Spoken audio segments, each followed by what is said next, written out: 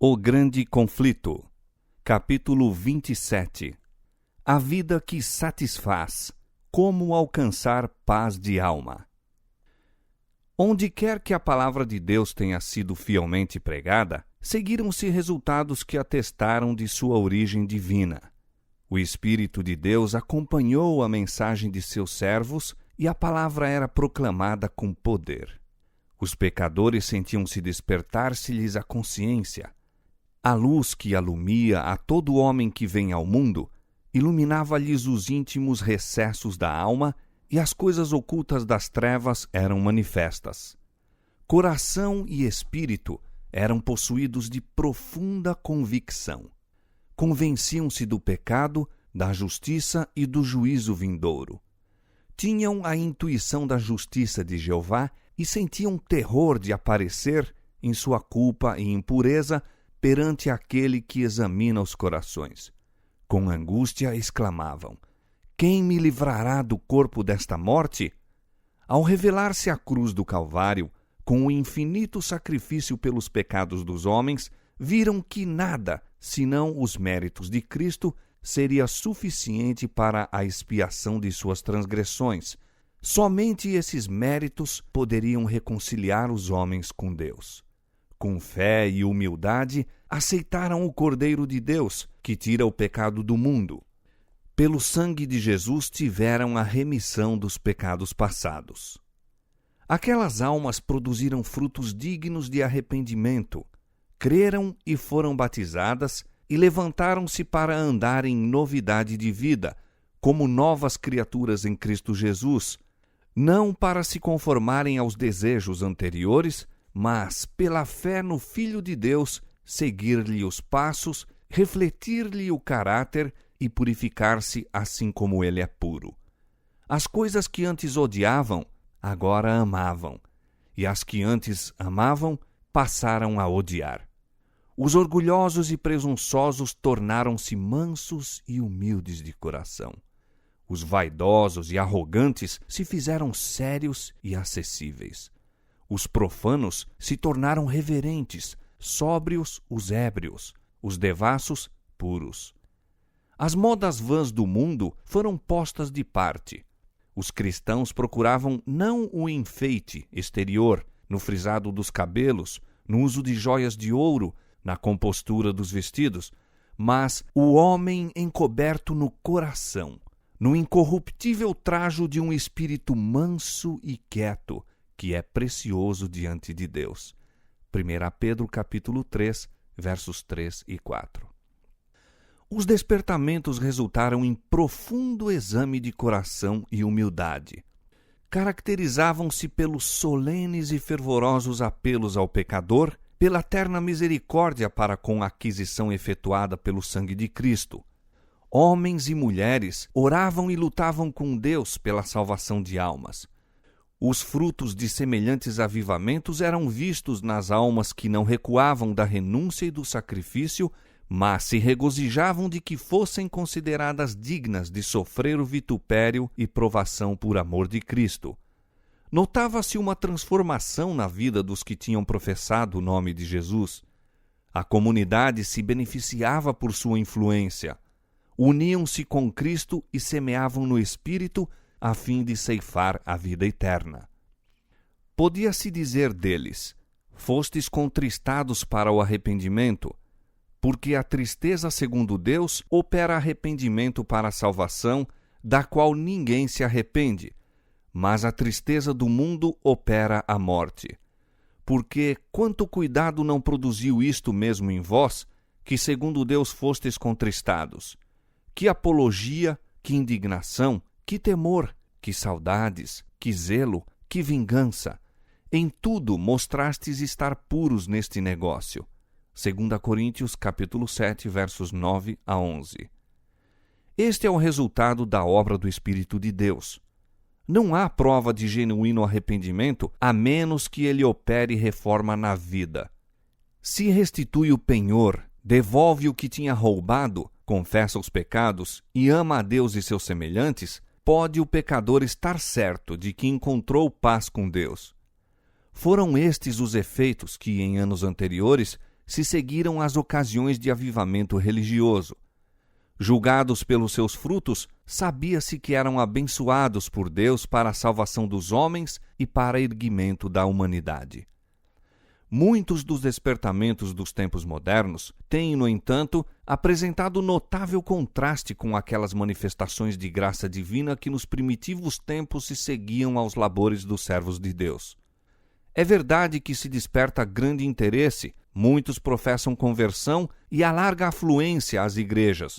Não obstante, os resultados não são de molde a autorizar a crença de que houve aumento correspondente da verdadeira vida espiritual.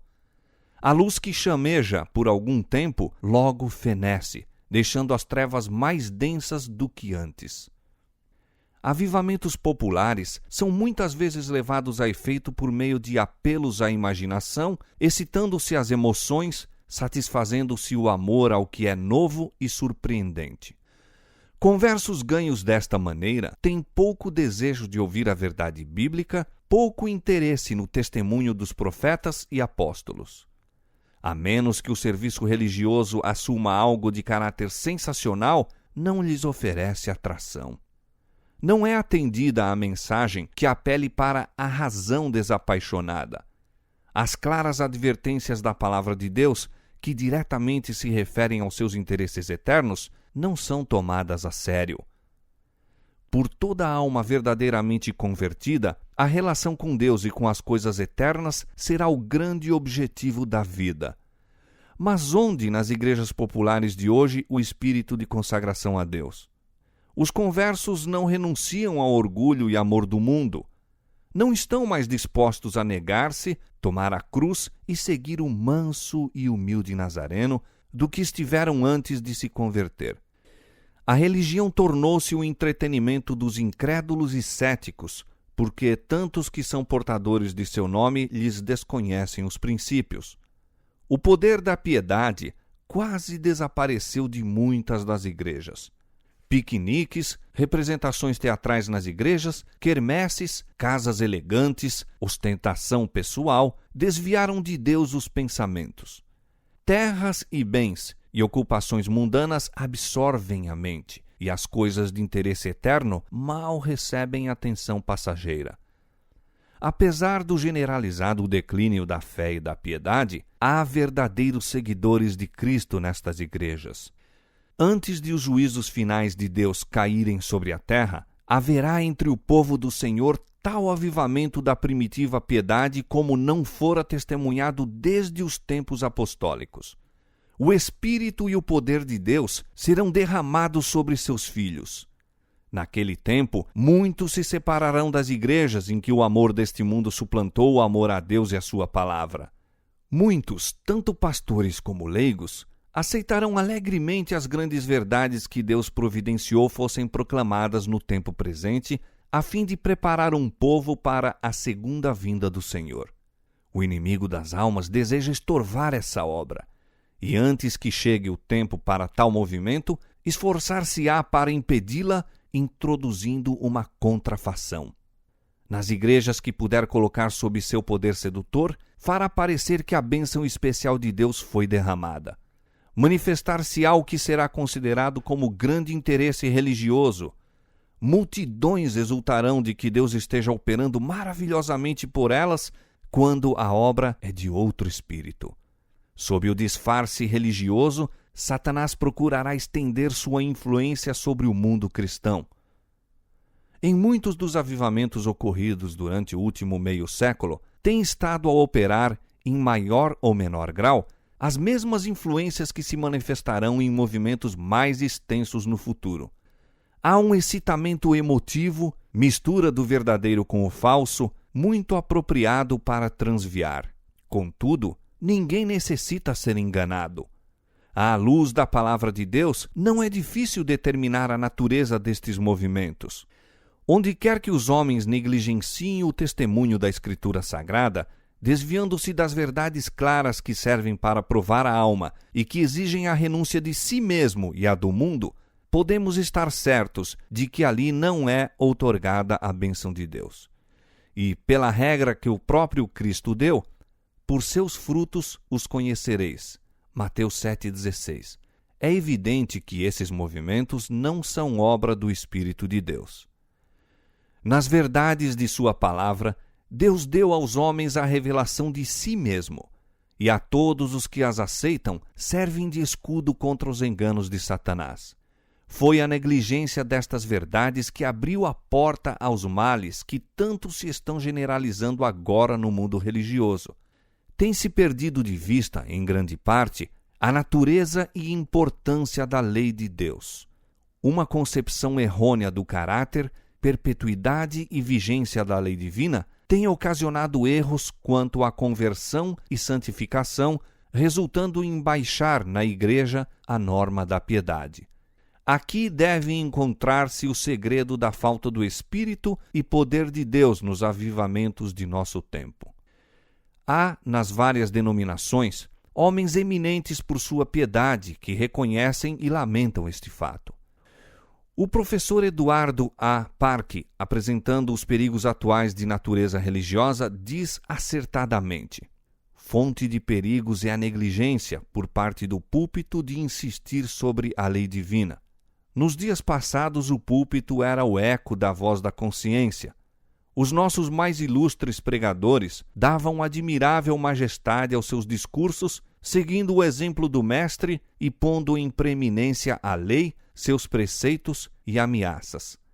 Repetiam as duas grandes máximas de que a lei é a transcrição das perfeições divinas e que o homem que não ame a lei não ama o Evangelho, pois a lei, bem como o Evangelho, é um espelho que reflete o verdadeiro caráter de Deus. Este perigo leva a outro, o de não avaliar devidamente o mal do pecado e sua extensão e demérito. Em proporção com a justiça do mandamento está o erro de desobedecer-lhe.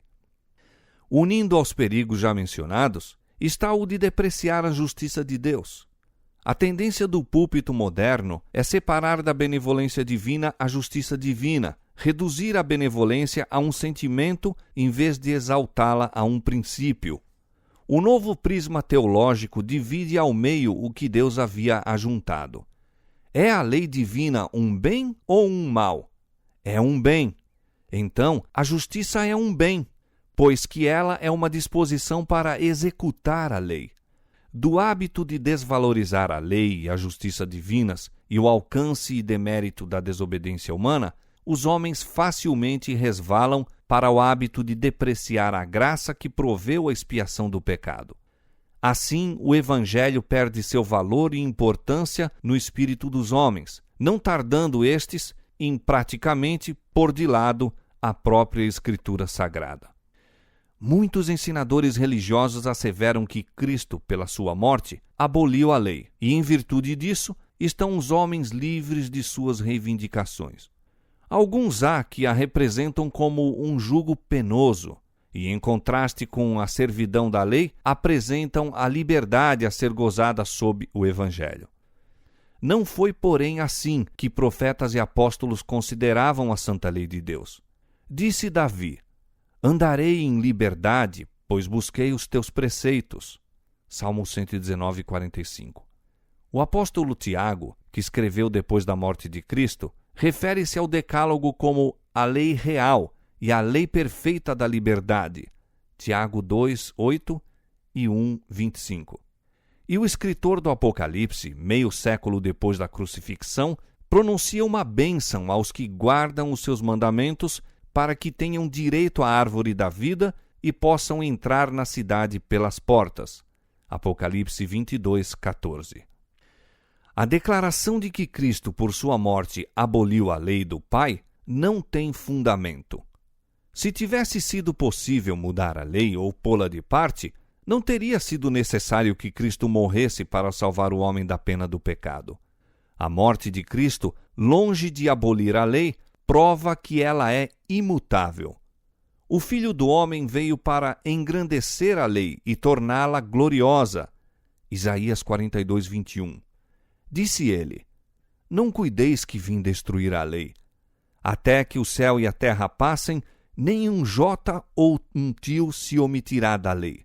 Mateus 5, 17 e 18.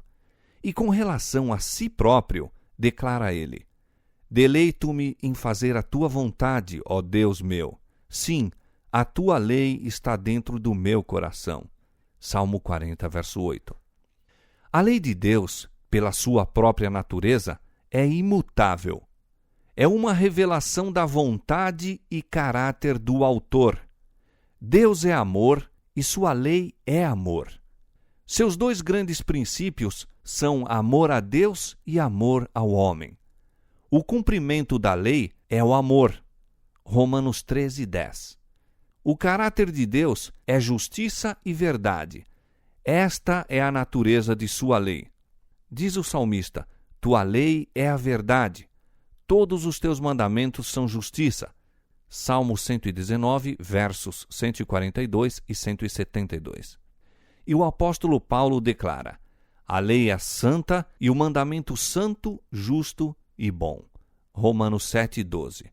Tal lei, sendo expressão do pensamento e vontade de Deus, deve ser tão duradoura como o seu autor. É obra da conversão e santificação reconciliar os homens com Deus, pondo-os em harmonia com os princípios de sua lei. No princípio, o homem foi criado à imagem de Deus. Estava em perfeita harmonia com a natureza e com a lei de Deus. Os princípios da justiça lhe estavam escritos no coração. O pecado, porém, alienou-o do Criador. Não mais refletia a imagem divina. O coração estava em guerra com os princípios da lei de Deus. A inclinação da carne é inimizade contra Deus, pois não é sujeita à lei de Deus, nem em verdade o pode ser. Romanos 8, 7. Mas Deus amou o mundo de tal maneira que deu o seu Filho unigênito para que o homem pudesse reconciliar-se com ele. Mediante os méritos de Cristo, pode aquele se restabelecer a harmonia com o Criador. O coração deve ser renovado pela graça divina, deve receber nova vida de cima. Esta mudança é o novo nascimento, sem o que, diz Jesus, o homem não pode ver o reino de Deus. O primeiro passo na reconciliação com Deus é a convicção de pecado. Pecado é o quebrantamento da lei. Pela lei vem o conhecimento do pecado. 1 João capítulo 3, verso 4 e Romanos capítulo 3, verso 20. A fim de ver sua culpa, o pecador deve provar o caráter próprio pela grande norma divina de justiça. É um espelho que mostra a perfeição de um viver justo, habilitando o pecador a discernir seus defeitos de caráter. A lei revela ao homem os seus pecados, mas não provê remédio. Ao mesmo tempo que promete vida ao obediente, declara que a morte é o quinhão do transgressor. Unicamente o Evangelho de Cristo o pode livrar da condenação ou contaminação do pecado. Deve ele exercer o arrependimento em relação a Deus, cuja lei transgrediu, e fé em Cristo, seu sacrifício expiatório. Obtém assim remissão dos pecados e se torna participante da natureza divina. É filho de Deus, tendo recebido o espírito de adoção, pelo qual clama: Abba, Pai. Estaria agora na liberdade de transgredir a lei de Deus? Diz Paulo: anulamos, pois, a lei pela fé? De maneira nenhuma. Antes estabelecemos a lei. Nós que estamos mortos para o pecado, como viveremos ainda nele? E João declara: esta é a caridade de Deus, que guardemos os seus mandamentos, e os seus mandamentos não são pesados. Romanos capítulo 3, verso 31, capítulo 6, verso 2 e 1 João capítulo 5, verso 3. No novo nascimento, o coração é posto em harmonia com Deus ao colocar-se em conformidade com a sua lei. Quando esta poderosa transformação se efetua no pecador, passou ele da morte para a vida, do pecado para a santidade, da transgressão e rebelião para a obediência e lealdade. Terminou a velha vida de afastamento de Deus, começando a nova vida de reconciliação, de fé e amor. Então, a justiça da lei se cumpre em nós, que não andamos segundo a carne, mas segundo o Espírito. Romanos 8,4. E a linguagem da alma será: ó, quanto amo a tua lei! É a minha meditação em todo o dia. Salmo 119, 97. A lei do Senhor é perfeita e refrigera a alma. Salmo 19, verso 7. Sem a lei, os homens não têm uma concepção justa da pureza e santidade de Deus ou da culpa e impureza deles mesmos.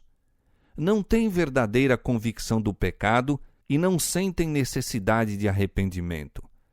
Não vendo a sua condição perdida, como transgressores da lei de Deus, não se compenetram da necessidade do sangue expiatório de Cristo.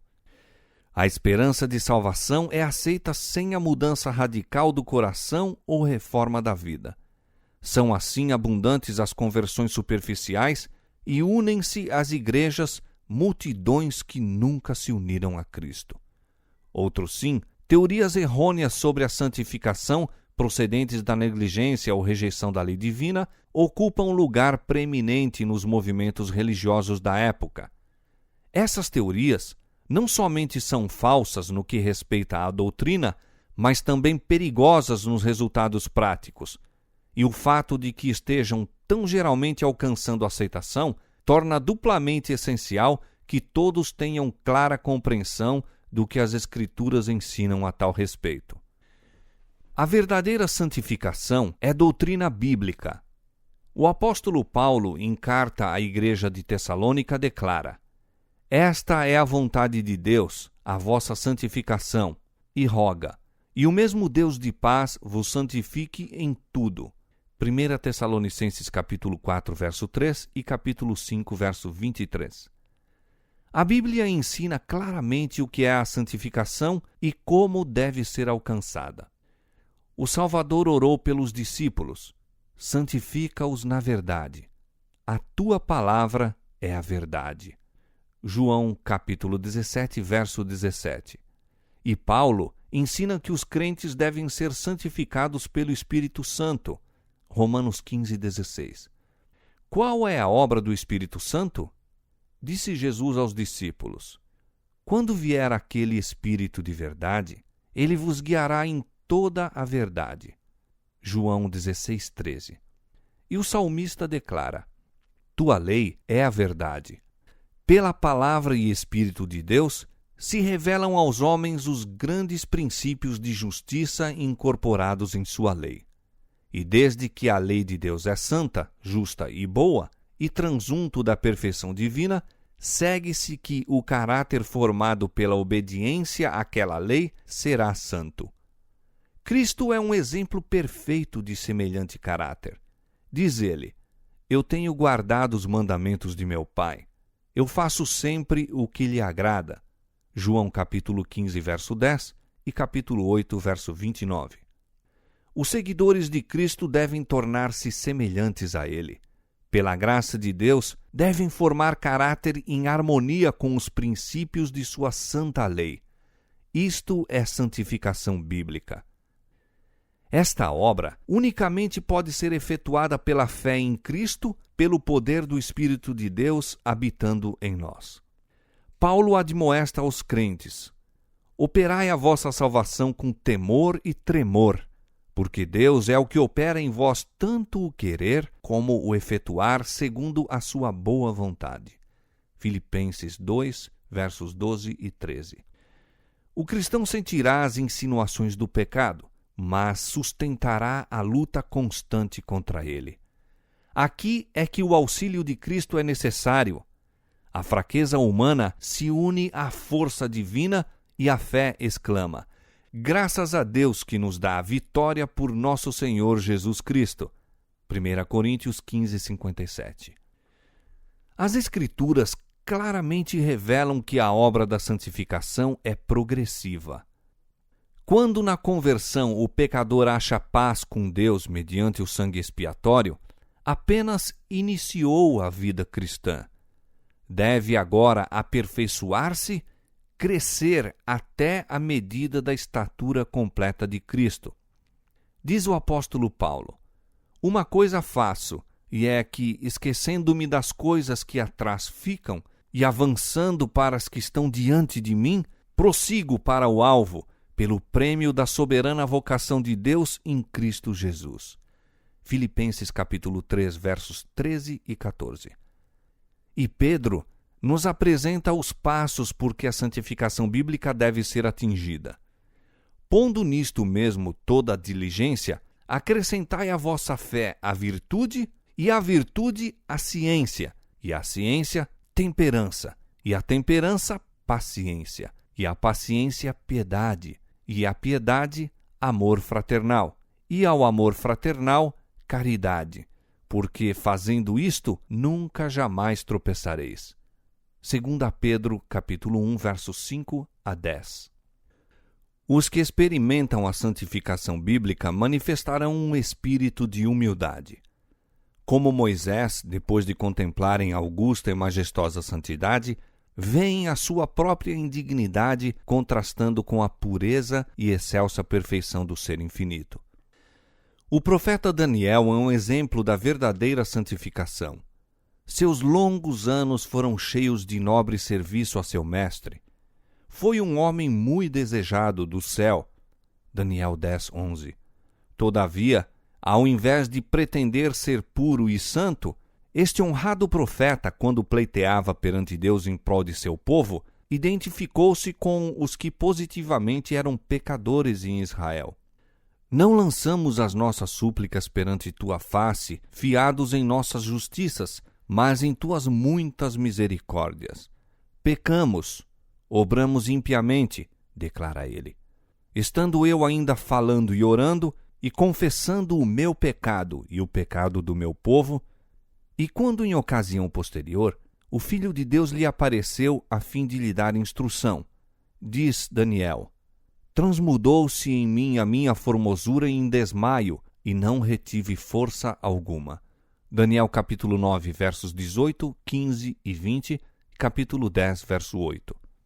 Quando Jó ouviu do redemoinho a voz do Senhor, exclamou: por isso me abomino e me arrependo no pó e na cinza. Jó 42, verso 6. Foi quando Isaías viu a glória do Senhor e ouviu os querubins aclamar: Santo, Santo, Santo é o Senhor dos exércitos, que exclamou: ai de mim que vou perecendo. Isaías capítulo 6, versos 3 e 5. Arrebatado ao terceiro céu, Paulo ouviu coisas que não era possível ao homem proferir e fala de si mesmo como o mínimo de todos os santos. 2 Coríntios capítulo 12, versos 2 a 4 e Efésios capítulo 3, verso 8. Foi o amado João que se reclinou ao peito de Jesus e lhe contemplou a glória que caiu como morto aos pés de um anjo. Apocalipse 1, 17. Não pode haver exaltação própria, jactanciosa pretensão à libertação do pecado por parte dos que andam à sombra da cruz do Calvário. Sentem eles que foi seu pecado o causador da agonia que quebrantou o coração do Filho de Deus, e este pensamento os levará à humilhação própria. Os que mais perto vivem de Jesus, mais claramente discernem a fragilidade e pecaminosidade do ser humano, e sua única esperança está nos méritos de um Salvador crucificado e ressurgido. A santificação que ora adquire preeminência no mundo religioso traz consigo o espírito de exaltação própria e o desrespeito pela lei de Deus, os quais a estigmatizam como estranha à religião da Escritura Sagrada. Seus paladinos ensinam que a santificação é obra instantânea, pela qual, mediante a fé apenas, alcançam perfeita santidade. Crede tão somente, dizem, e a bênção será vossa. Nenhum outro esforço por parte do que recebe se pressupõe necessário. Ao mesmo tempo, negam a autoridade da lei de Deus, insistindo em que estão livres da obrigação de guardar os mandamentos. Mas é possível aos homens ser santos de acordo com a vontade e caráter de Deus, sem ficar em harmonia com os princípios que são a expressão de sua natureza e vontade e que mostram o que lhe é agradável? O desejo de uma religião fácil, que não exija esforço, renúncia nem ruptura com as loucuras do mundo, tem tornado popular a doutrina da fé e da fé somente. Mas que diz a palavra de Deus? Declara o apóstolo Tiago: meus irmãos, que aproveita se alguém disser que tem fé e não tiver as obras? Porventura a fé pode salvá-lo? Mas, ó homem vão, queres tu saber que a fé sem as obras é morta? Porventura o nosso pai Abraão não foi justificado pelas obras quando ofereceu sobre o altar o seu filho Isaque? Bem vês que a fé cooperou com as obras e que pelas obras a fé foi aperfeiçoada. Vedes então que o homem é justificado pelas obras e não somente pela fé. Tiago capítulo 2, versos 14 a 24. O testemunho da palavra de Deus é contra esta doutrina insidiosa da fé sem as obras. Não é fé pretender o favor de Deus sem cumprir as condições necessárias para que a graça seja concedida. É presunção, pois que a fé genuína se fundamenta nas promessas e disposições das Escrituras. Ninguém se engane com a crença de que pode tornar-se santo enquanto voluntariamente transgride um dos mandamentos de Deus. O cometer o pecado conhecido faz silenciar a voz testemunhadora do Espírito e separa a alma de Deus. Pecado é o quebrantamento da lei, e qualquer que peca, transgride a lei, não o viu nem o conheceu. 1 João capítulo 3, verso 6. Conquanto João em suas epístolas trate tão amplamente do amor, não hesita, todavia, em revelar o verdadeiro caráter dessa classe de pessoas que pretende ser santificada ao mesmo tempo em que vive a transgredir a lei de Deus. Aquele que diz, eu conheço-o, e não guarda os seus mandamentos, é mentiroso, e nele não está a verdade. Mas qualquer que guarda a sua palavra, o amor de Deus está nele verdadeiramente aperfeiçoado. 1 João capítulo 2, versos 4 e 5. Esta é a pedra de toque de toda a profissão de fé. Não podemos atribuir santidade a qualquer pessoa sem feri-la pela medida da única norma divina de santidade no céu e na terra.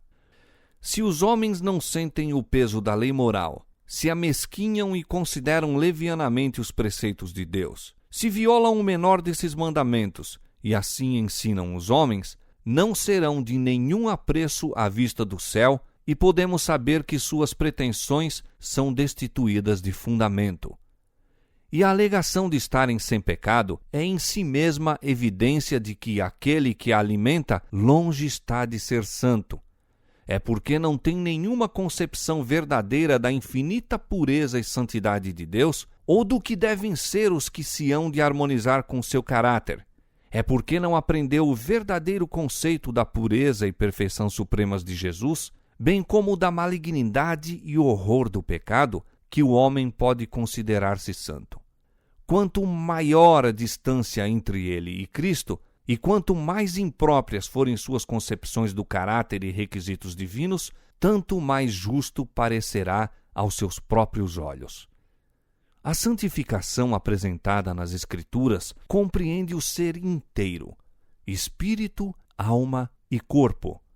Paulo orou pelos Tessalonicenses para que todo o seu espírito e alma e corpo fossem plenamente conservados e irrepreensíveis para a vinda de nosso Senhor Jesus Cristo. 1 Tessalonicenses 5, 23. Outra vez escreve ele aos crentes: rogo-vos, pois, irmãos, pela compaixão de Deus, que apresenteis os vossos corpos em sacrifício vivo, santo e agradável a Deus. Romanos 12, 1.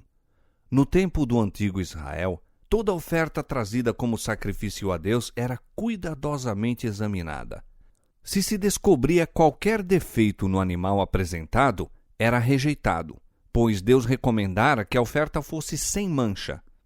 Assim se ordena aos cristãos que apresentem o corpo em sacrifício vivo, santo e agradável a Deus.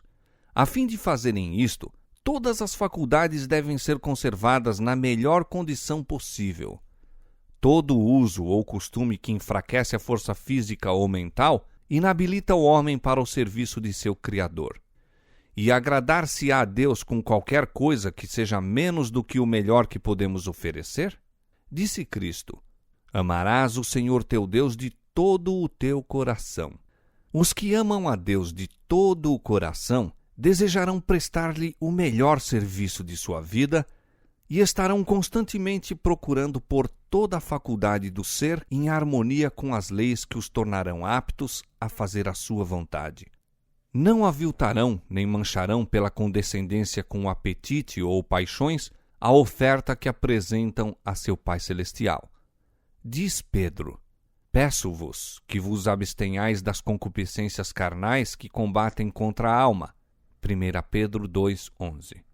Toda condescendência pecaminosa tende a embotar as faculdades e a destruir o poder de percepção mental e espiritual, e a palavra ou o Espírito de Deus apenas poderão impressionar debilmente o coração.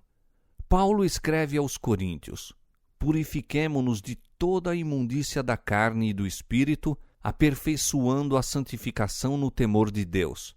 2 Coríntios 7:1.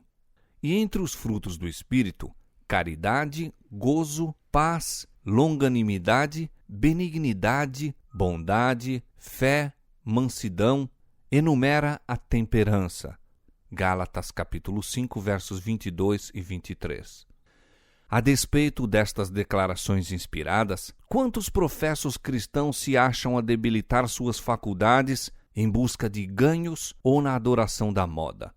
Quantos há que estão a aviltar a varonilidade e a semelhança de Deus pela glutoneria, pelo beber vinho, pelos prazeres proibidos? E a igreja, em vez de reprovar, muitas vezes acoroçoa o mal, apelando para o apetite, para o desejo de lucros ou para o amor ao prazer, a fim de encher o seu tesouro que o amor a Cristo é demasiado fraco para suprir. Se Jesus entrasse nas igrejas de hoje e visse as festas e comércio iníquo ali levados a efeito em nome da religião, não expulsaria ele a esses profanadores, assim como baniu do templo os cambistas? O apóstolo Tiago declara que a sabedoria de cima é primeiramente pura. Houvesse ele encontrado os que proferem o precioso nome de Jesus com lábios poluídos pelo fumo, aqueles cujo hálito e pessoa se acham contaminados pelo seu desagradável odor e que corrompem o ar do céu, forçando a todos ao seu redor a respirar o veneno, sim, houvesse o apóstolo tomado conhecimento de prática tão contrária à pureza do Evangelho, e não teria ele denunciado como terrena, animal e diabólica? Escravos do fumo, pretendendo a bênção da santificação completa, falam sobre sua esperança do céu. Mas a palavra de Deus claramente diz que não entrará nela coisa alguma que contamine. Apocalipse 21, 27. Não sabeis que o vosso corpo é o templo do Espírito Santo, que habita em vós, proveniente de Deus, e que não sois de vós mesmos? Porque fostes comprados por bom preço. Glorificai, pois, a Deus no vosso corpo e no vosso espírito, os quais pertencem a Deus. 1 Coríntios capítulo 6, versos 19 e 20. Aquele cujo corpo é o templo do Espírito Santo não se escravizará por hábito pernicioso. Suas faculdades pertencem a Cristo, que o comprou com preço de sangue. Sua propriedade é do Senhor. Como poderia ficar sem culpa malbaratando o capital que lhe é confiado?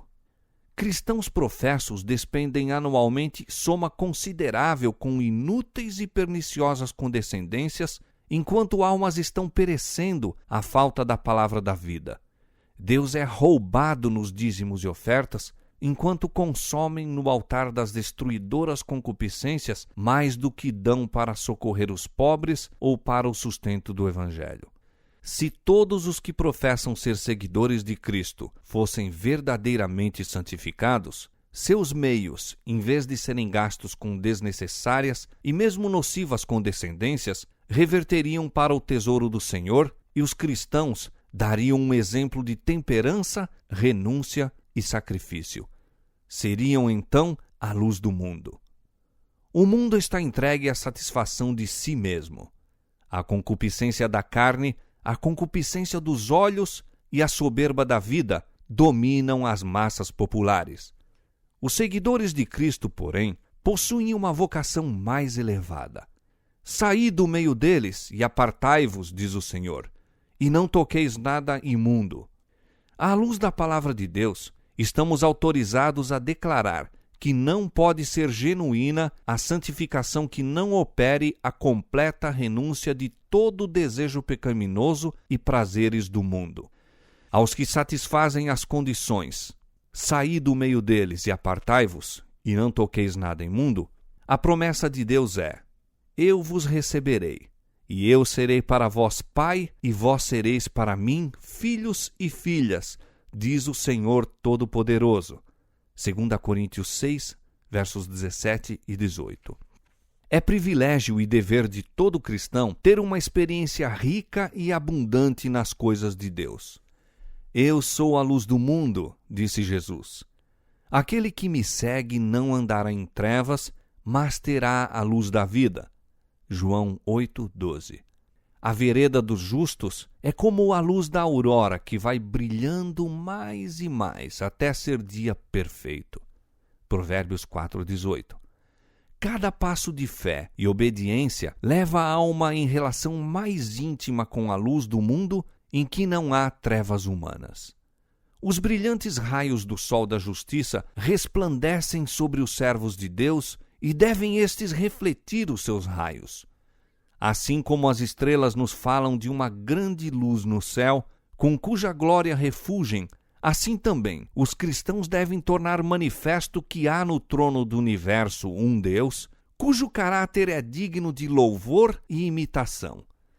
As graças de seu espírito, a pureza e santidade de seu caráter, manifestar-se-ão em suas testemunhas. Paulo, em sua carta aos Colossenses, apresenta as ricas bênçãos concedidas aos filhos de Deus. Diz ele: não cessamos de orar por vós e de pedir que sejais cheios do conhecimento da sua vontade em toda a sabedoria e inteligência espiritual, para que possais andar dignamente diante do Senhor, agradando-lhe em tudo, frutificando em toda boa obra e crescendo no conhecimento de Deus, corroborados em toda a fortaleza segundo a força da sua glória, em toda a paciência e longanimidade com gozo. Colossenses 1, 9-11. Outra vez escreve acerca de seu desejo que os irmãos de Éfeso chegassem a compreender a altura do privilégio do cristão. Abre perante eles, na linguagem mais compreensiva, o poder e conhecimento maravilhosos que podiam possuir como filhos e filhas do Altíssimo. A eles tocava o serem corroboradores com poder pelo seu espírito no homem interior, arraigados e fundados em amor, compreender com todos os santos qual seja a largura, o comprimento e a altura e a profundidade, e conhecer o amor de Cristo, que excede todo o entendimento. Mas a oração do apóstolo atinge o auge do privilégio quando ora para que sejais cheios de toda a plenitude de Deus. Efésios 3, 16-19. Aqui se revelam as culminâncias do aperfeiçoamento a que podemos atingir pela fé nas promessas de nosso Pai Celestial quando cumprimos os seus preceitos. Mediante os méritos de Cristo, temos acesso ao trono do poder infinito.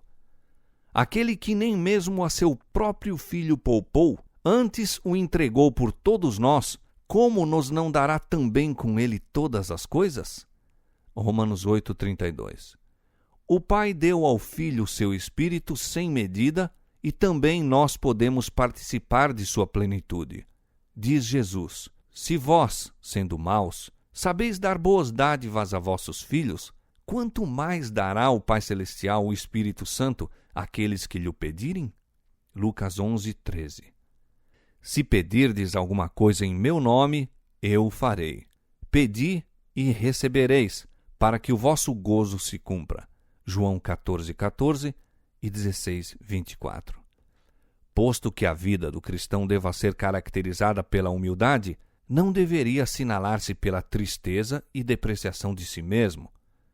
É privilégio de cada um viver de tal maneira que Deus o aprove e abençoe. Não é da vontade de nosso Pai Celestial que sempre estejamos sob condenação e trevas. O andar cabisbaixo e com o coração cheio de preocupações não constitui prova de verdadeira humildade. Podemos ir a Jesus e ser purificados, permanecendo diante da lei sem opróbrio e remorsos. Nenhuma condenação há para os que estão em Cristo Jesus, que não andam segundo a carne, mas segundo o Espírito. Romanos 8:1. Por meio de Jesus, os decaídos filhos de Adão se tornam filhos de Deus. Assim, o que santifica como os que são santificados são todos de um, por cuja causa não se envergonha de lhes chamar irmãos. Hebreus 2:11. A vida cristã deve ser de fé, vitória e alegria em Deus. Todo o que é nascido de Deus vence o mundo, e esta é a vitória que vence o mundo, a nossa fé. 1 João 5:4. Com acerto, disse Neemias, servo de Deus: a alegria do Senhor é a vossa força. Neemias 8:10. E Paulo diz: regozijai-vos sempre no Senhor. Outra vez digo: regozijai-vos. Regozijai-vos sempre. Orai sem cessar. Em tudo, dai graças, porque esta é a vontade de Deus em Cristo Jesus para convosco. Filipenses capítulo 4, verso 4 e 1 Tessalonicenses capítulo 5, versos 16 a 18. São estes os frutos da conversão e santificação bíblica. E é porque os grandes princípios da justiça, apresentados na lei de Deus, são com tanta indiferença considerados pelo mundo cristão que esses frutos são tão raramente testemunhados. É por isso que tão pouco se manifesta dessa profunda e estável obra do Espírito de Deus, a qual assinalava os avivamentos em anos anteriores. É ao contemplar que somos transformados. E, negligenciando os preceitos sagrados, nos quais Deus revelou aos homens a perfeição e santidade de seu caráter, e atraindo o espírito do povo aos ensinos e teorias humanos, que de estranho poderá haver no consequente declínio da viva piedade da Igreja? Diz o Senhor: a mim me deixaram o manancial de águas vivas e cavaram cisternas rotas que não retêm as águas. Jeremias 2:13. Bem-aventurado o varão que não anda segundo o conselho dos ímpios. Antes tem o seu prazer na lei do Senhor, e na sua lei medita de dia e de noite. Pois será como a árvore plantada junto a ribeiros de águas, a qual dá o seu fruto na estação própria e cujas folhas não caem. E tudo quanto fizer prosperará. Salmo 1, 1-3. É somente à medida que se restabeleça a lei de Deus à sua posição exata que poderá haver avivamento da primitiva fé e piedade entre o seu povo professo. Assim diz o Senhor: ponde-vos nos caminhos e vede, e perguntai pelas veredas antigas, qual é o bom caminho, e andai por ele, e achareis descanso para a vossa alma. Jeremias 6:16.